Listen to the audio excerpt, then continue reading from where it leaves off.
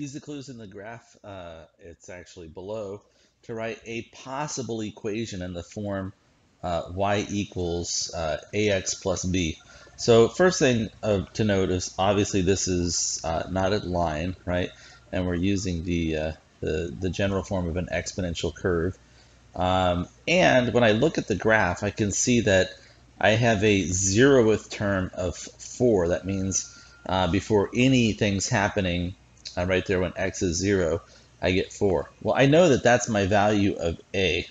So a is equal to 4.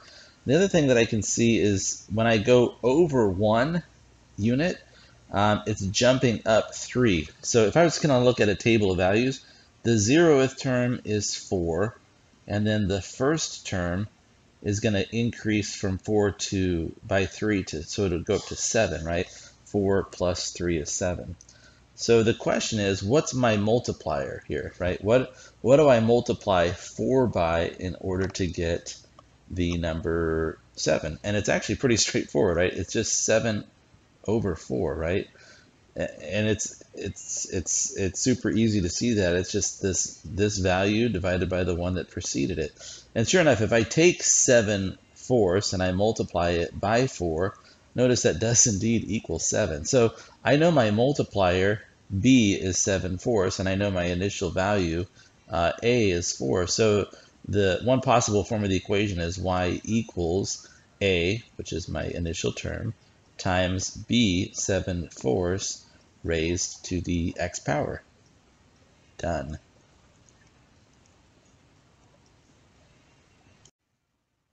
I write the equation for the following sequences in standard form. This is something that's kind of escaped me this year. I don't know that we've actually discussed this in class, so I had to do a little bit digging around in our text and find basically what standard form looks like. And if you look at it, in some ways I think it's easier because it eliminates the need to go back in time and find the 0th term. As long as you understand what these parts are, we're fine. So the first part here is a sub 1. That's just the value of the first term. So you can see, looking at this sequence right here, I already know what a sub 1 is. It's 500. The next thing is if it's arithmetic, and by the way, I know this one's arithmetic each time I'm adding 1500. If the sequence is arithmetic, D is the common difference, and the common difference here, every single time I move forward, I'm adding 1,500. So this is pretty straightforward, right? For this particular sequence, a sub n equals the first term, which is 500, plus an n minus 1 times the common difference, and in this case it's 1500. So that's the common, that's the standard form of this arithmetic sequence. It turns out B is not arithmetic, it's geometric. So for B, each time we're multiplying by 5. So that's our multiplier, and our first term is 30. Now, since it is asking for standard form, let's take a look at what standard form looks like for a geometric sequence. It looks like this, and you can see the value of any particular term in the sequence is equal to the value of the first term in the sequence. In this case, the first term, a sub 1, is the number 30, so I'm going to write a 30 here. And then I'm multiplying that by R stands for the common ratio, which is what we're multiplying by each time. And as I move forward in this sequence, each time I am multiplying times 5. 150 times 5 is 750, and 750 times 5 is 3750. So my common ratio is the number 5. And instead of raising that just to the nth power, we're going to raise it to the n minus 1 power. So this is standard form. If it's something that you're not kind of aware of, or that's not necessarily in your notes, please take note of it now, and recognize that a sub 1 is the first term in the sequence and R is the common ratio. So we got two cars here. They're starting together at this starting point down below, and we've got a car that's fast and a car that's slow. Of course, everyone knows that the red cars are the fast ones, so I've shown it in red.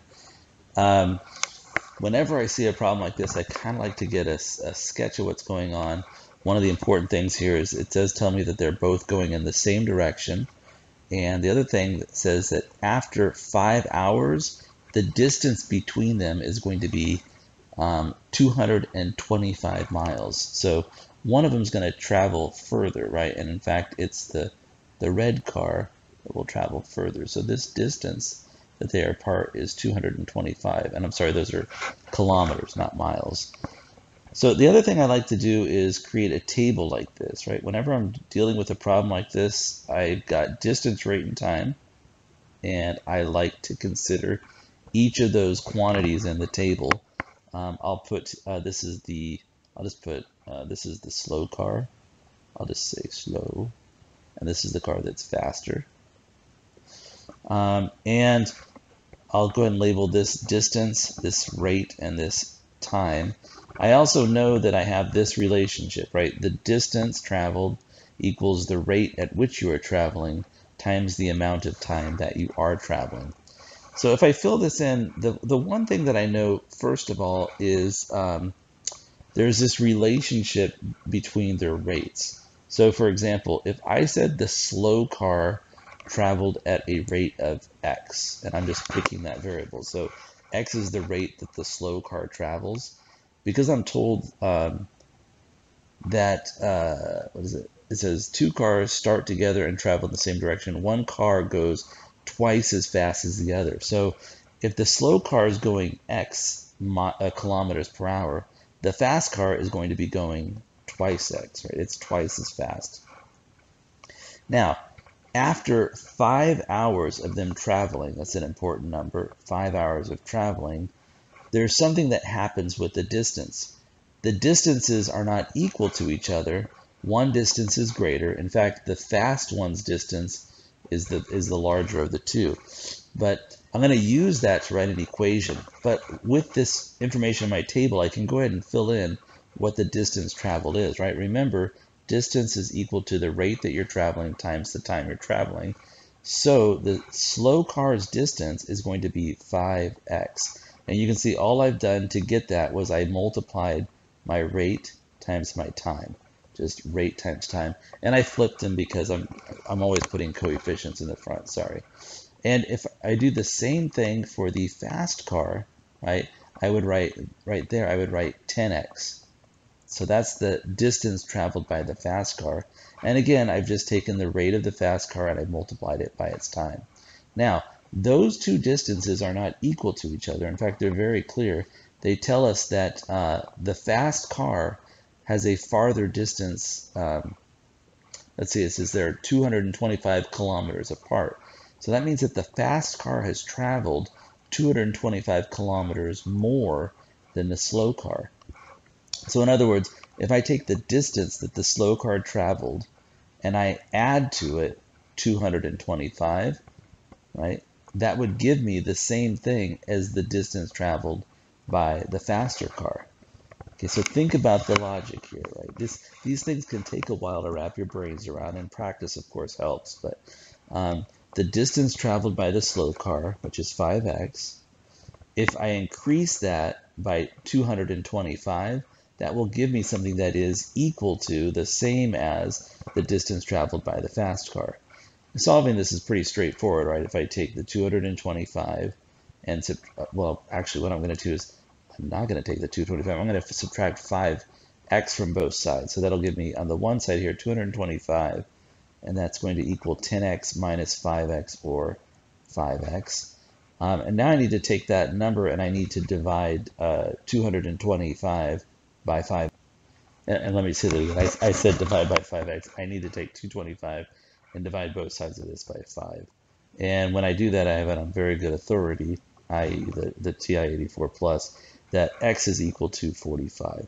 So if you look at it, what was x when we set this up? X was the speed of the slow car. And so I know that the slow car is going 45 kilometers, km, per hour. And the fast car is going twice that. So the fast car is traveling at 90 kilometers per hour. So that's my answer for this problem, 45 and 90. Question 73 is kind of instructional. It's giving you some definitions and some information to consider. It says if two expressions are equivalent, then they can form an equation that is considered to be always true. For example, 3 times the quantity of x minus 5 is equivalent to 3x minus 15. Then the equation 3 times x minus 5 equals 3x plus 15 is always true for any value of x. This is because the left and the right hand side are kind of just different forms of each other. If two expressions are equal for only certain values of the variable, then they can form an equation that is considered to be sometimes true. For example, x plus 2 is equal to 3x minus 8 only when x is 5. So the equation x plus 2 equals 3x minus 8 is said to be sometimes true. And then finally, if two expressions are not equal for any value of the variable, then they form an equation that is never true. For example, x minus 5 is not equal to x plus 1 for any value of x. If you just look at it, right, if I take away x from both sides of that thing, I end up getting negative 5 is equal to 1. We know that that's not true. So there's no value of x, I don't care what you pick, that's going to make it true. So the question here, and I like what they're doing with this question, they're saying, is the equation x plus 3 quantity squared equal to x squared plus 9? Is it always, sometimes, or never true? And then it says justify your reasoning completely. Now, I know because I've been teaching high school students for quite a long time, a very common error, and in fact I've seen it in the class this year, is when students see the x plus 3 squared, they oftentimes just assume, oh, square the x, square the 9, and they're the same. But that's not what it is at all. In fact, if you look really carefully, let me make this a little bit larger here. This particular expression, right, x plus 3 quantity squared, is equivalent to x plus 3 times x plus 3. And I've shown that below in this area model, right? You can see I've got an x and a positive 3 and an x and a positive 3. And when I multiply that, I get x squared. I get an x squared, a plus 3x, plus a 3x, and then plus 9. And in fact, when I combine that, it's x squared plus 6x plus 9. So you can see that this right here, this equal sign, those are not always the same, right? X plus 3 quantity squared is not always the same as x plus 9. So that means that this equation cannot always be true. It can, however, sometimes be true, but not always, because this thing is not identical to this thing.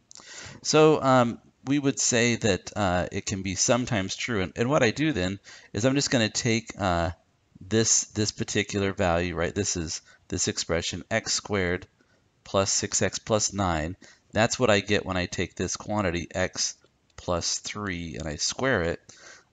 So I just replace that with that. And I set it equal to x squared plus 9. Of course, you can see I take away x squared from both sides, and then I take away a 9 from both sides, and I end up getting 6 times x equals 0. And if I divide both sides by 6, I get, hey, x is 0.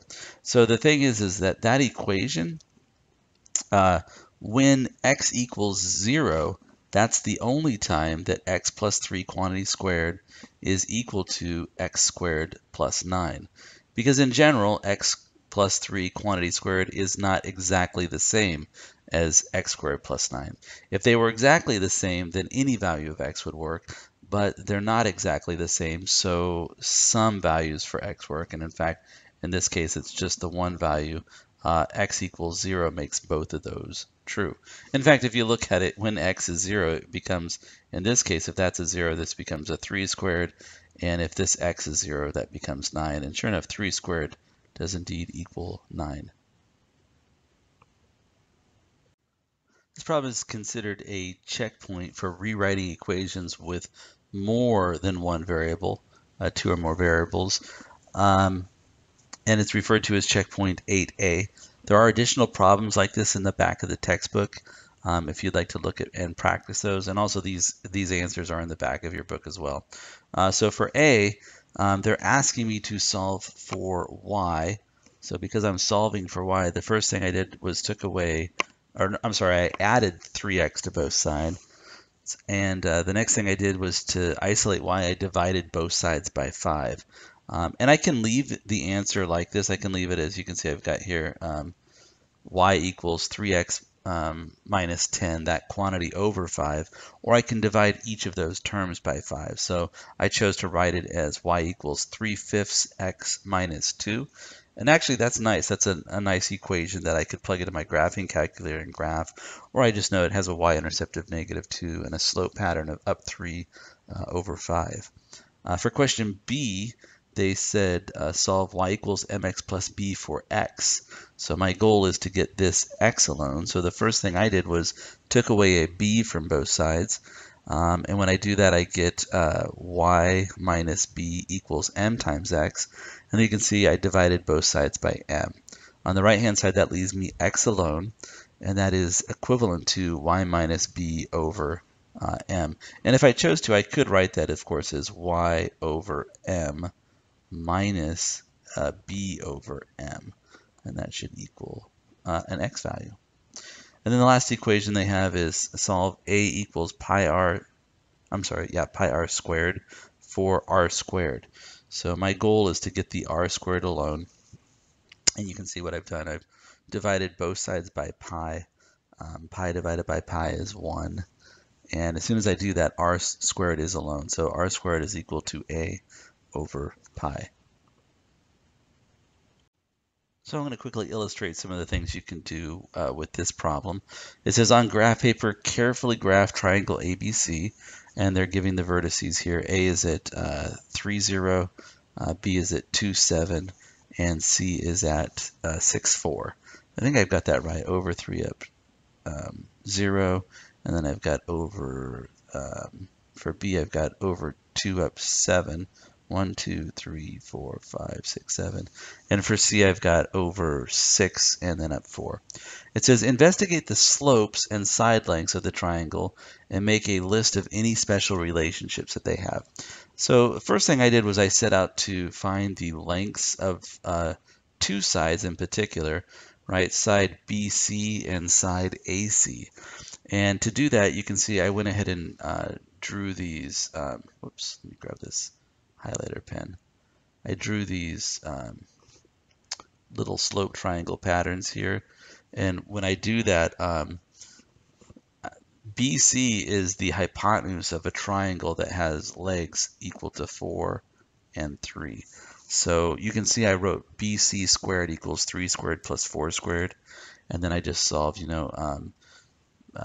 3 squared is 9 and 4 squared is 16. And when I combine 9 and 16, I get 25. So BC squared is 25. Therefore, BC has to be 5 units long. So I did the same thing with AC. And one of the things I noticed about AC was same process, right? You can see I still have a 4 and I have a 3 there. They're just flipped. And I end up getting that AC is 5 units as well. So one of the things I can conclude about this triangle is that those two sides, BC and AC, are the same length. So because they're both 5 units, we can say BC is congruent to AC. Another thing I looked at in terms of BC and AC was their slopes. If I'm starting at point B, I have a slope of down 3 and then over 4 units. So my slope for BC is -3/4. And for AC, you can see I'm going up 4 and over 3 units. So that has a slope of 4/3. Well, when I look at those two slopes, right, one is -3/4 and the other one is +4/3. Those are clearly opposite reciprocals of each other. So that tells me that those two lines are indeed perpendicular to each other. And I know that this has to be a right angle in there. So I can say that, in terms of this triangle is isosceles and it's a right triangle, right? It has two congruent sides and the angle, there's a right angle in it as well. And then just for the heck of it, I did go ahead and calculate the length of AB. On AB, it's a very small triangle. There's a 1, and then this one is 7 units long. So I have the 1 squared plus 7 squared, which is 1 plus 49, or 50. So AB is 50. I'm sorry, AB squared is 50. So the length of segment AB is the square root of 50.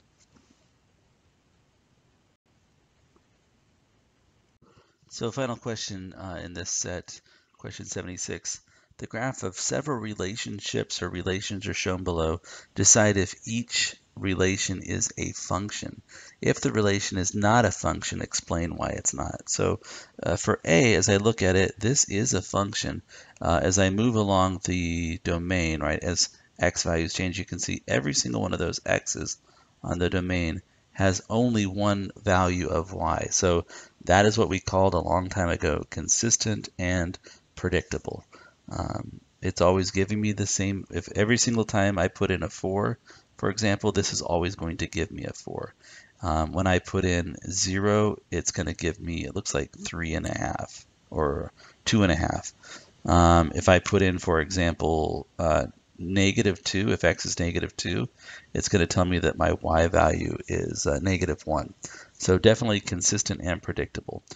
B, on the other hand, is not a function, and I highlighted these 2 points in green here.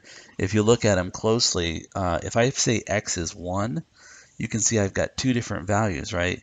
When x is 1, y is either 4 or y is this number -2. So because I've got 2 different values, right, y could either be, at 1, y could be 4, or at x is 1, y could be -2. It's not predictable. I don't know what I'm going to get when I enter 1 into that function. I don't know if I'm going to get the top value or the bottom value. And something similar happens with C. I was highlighting just this one value where x is equal to -1. And in that case, if x is -1, you can see I've got this problem where y is either at -1 or y is down here at -3. So because there's those 2 different values, this -1 is going to -1, and when x is -1, I also get -3. I don't know where -1 goes predictably or consistently, so it's not consistent and it's not predictable. So that was question number 76.